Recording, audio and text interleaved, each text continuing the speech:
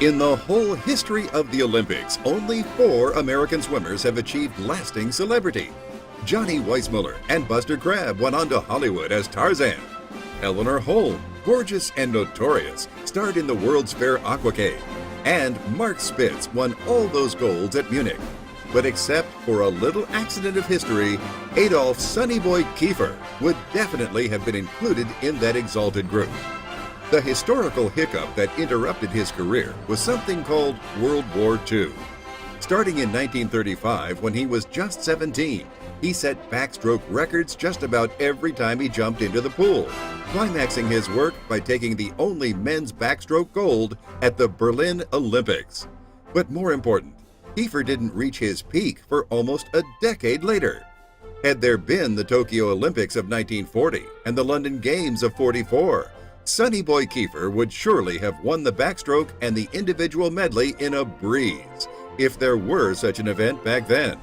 But it was wartime, and Kiefer became a naval officer who helped write the guidelines that taught thousands of American sailors to swim. After the war, Madison Avenue cashed in on his marketing appeal, and Hollywood offered him lover boy roles. But by then he was married to Joyce, his partner in life for the next 73 years. Instead, Adolph and Joyce started a successful swimwear company that still carries his name and sold everything for swimmers but the water. Among other things, he invented the nylon suit and the wave-eating lane lines, which finally helped someone else break his Olympic record after 16 years. Starting in the 1960s, Kiefer pioneered a program that saw the construction of public pools across his hometown of Chicago. Aquatics International magazine has called Kiefer a combination of Thomas Edison, Abraham Lincoln, and George Washington. But then throw in Charlie Chaplin.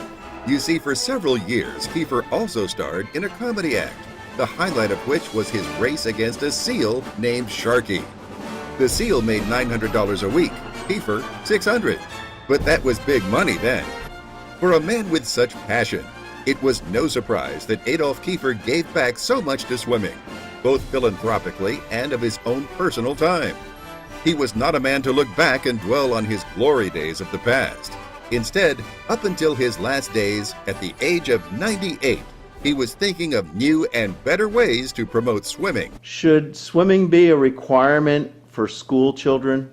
I think what we want to do is have every child, and they're given a card signed by the president about they took this test, and should be included on the bottom line, I learned to swim. And we get 2 signatures. We'll get the signature from the International Hall of Fame and the President of the United States. Good idea? Good idea. Let's do it. For his life in swimming, United States Aquatic Sports is honored to remember the late, great Adolph Kiefer with the 2017 R. Max Ritter Award.